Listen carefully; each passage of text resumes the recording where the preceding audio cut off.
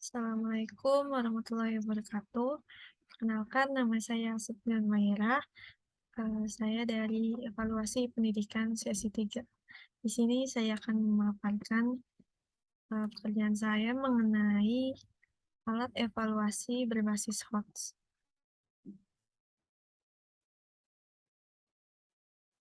Nah,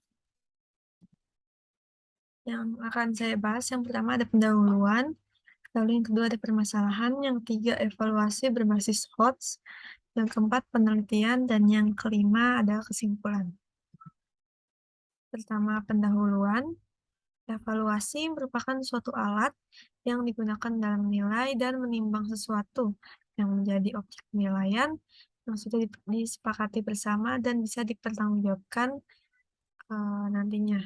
Menurut Juliana 2022, evaluasi pembelajaran adalah suatu proses untuk menentukan tingkat pencapaian tujuan pembelajaran yang telah ditentukan sebelumnya melalui cara yang sistematis. Lalu, evaluasi pembelajaran sangat penting dilakukan untuk mengetahui efektif atau tidaknya suatu sistem pembelajaran yang diterapkan kepada peserta didik oleh tenaga pendidikan. Lalu, yang kedua, permasalahan.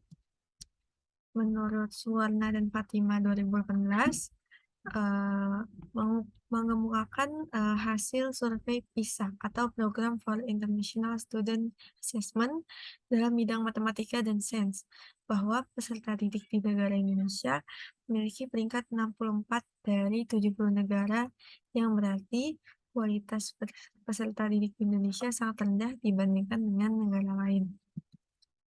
Evaluasi berbasis HOTS. Nah, menurut Pidana tahun 2017, mendefinisikan HOT sebagai alat untuk mengukur tingkatan berpikir, terutama berpikir tingkat tinggi seperti kemampuan tidak hanya mengutip tanpa adanya analisa, mengulang kembali, dan hanya sekedar mengingat. HOT membantu meningkatkan kemampuan berpikir siswa untuk berinovasi, menganalisis, dan mengevaluasi. Oleh karena itu, penggunaan soal berbasis HOT diharapkan dapat meningkatkan kemampuan berpikir siswa dalam berinovasi, menganalisis, dan mengevaluasi sesuatu. Yang keempat adalah penelitian yang dilakukan. Untuk penelitian yang pertama itu dilakukan di SMK IPM Surabaya pada pelajaran Human and Protocol OTK mengenai penerapan tes soal berbasis HOTS. Dan penelitian ini menunjukkan bahwa tingkat kemampuan berpikir siswa di SMK IPM Surabaya berada pada level yang kurang baik. Akan tetapi dengan penerapan HOTS yang komitmen dan konsisten, akan meningkatkan tingkat berpikir peserta didik ke level yang lebih tinggi.